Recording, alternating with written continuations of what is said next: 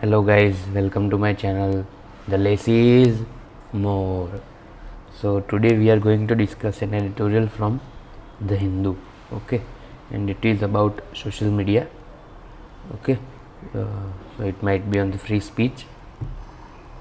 I haven't seen this editorial before, so I think that it might be on the free speech and expression on the Twitter, because Elon Musk is also in the new widely been in the news. Okay, so let's start the editorial directly. The title of the editorial is Thwarting Twitter.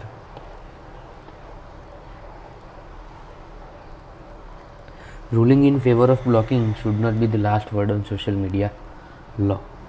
It is unfortunate that the petition by Twitter Inc. challenging the validity of the spate of blocking orders passed by the Union government was rejected by the Karnataka High Court, while success in litigation involving the government's power to restrict speech and expression on grounds permitted in Article 19, Clause 2 of the Constitution was always expected to be difficult.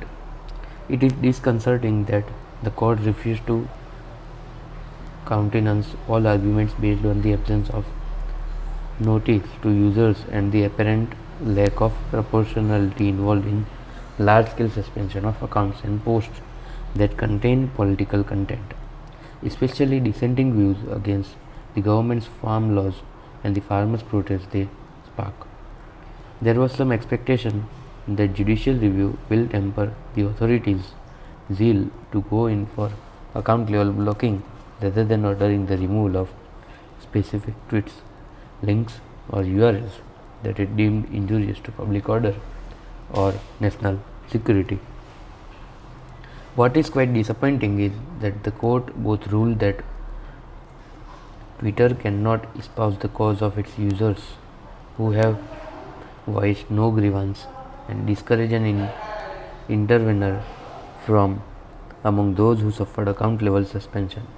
It ruled that a foreign entity such as Twitter could not invoke the constitutional guarantee of free speech and expression on behalf of users.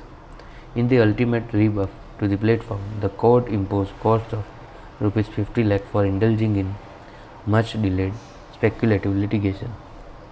Despite not complying with the blocking orders for a long period and then doing so only under protest, there is little doubt that social media content can degenerate into incitement, hate speech, and hostile propaganda against the state or its instrumentalities.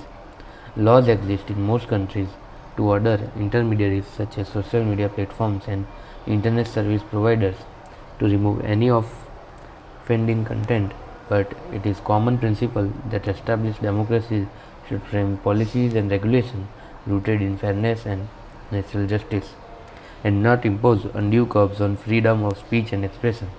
Section 69A of the IT Act, which sets the power to issue blocking orders, was upheld by the Supreme Court in Shreya Singhal, mainly on the ground that it came with adequate procedural safeguards.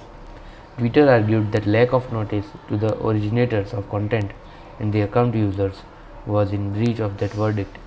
The court has ruled that issuing notice to users was not mandatory, especially when they may not be identifiable. Conclusions such as these and the wide berth given to authorities to opt for account level blocking may require reconsideration. A definitive verdict from the Supreme Court may be needed to clarify both the rights obligations of large media companies in relation to user generated content. Okay, so this was for today, guys.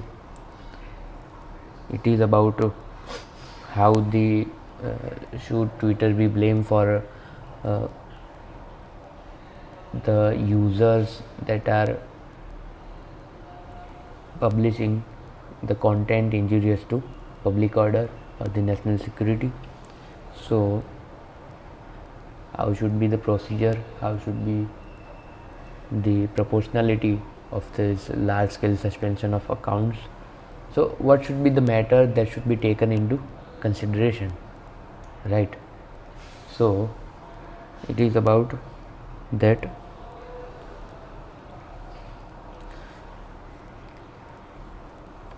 So, and court has ruled that Twitter cannot espouse the cause of its users who have voiced no grievance and discourage an intervener from among those who suffered account level suspension, and also ruled that foreign entities such as Twitter could not invoke the constitutional guarantee of free speech and expression on behalf of users.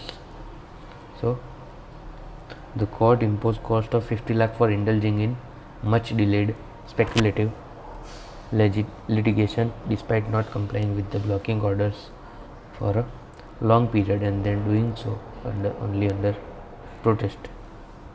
So the Twitter has not blocked the users who are posting dissentful tweets. Okay.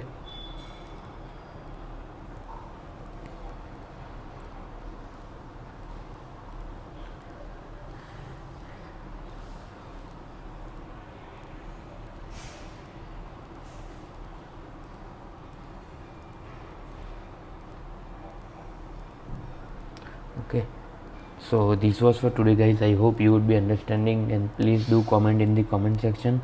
This editorial contains so much of new vocabularies that might be very helpful to you in upcoming examinations. So please do comment in the comment section. So till then, bye bye, signing off.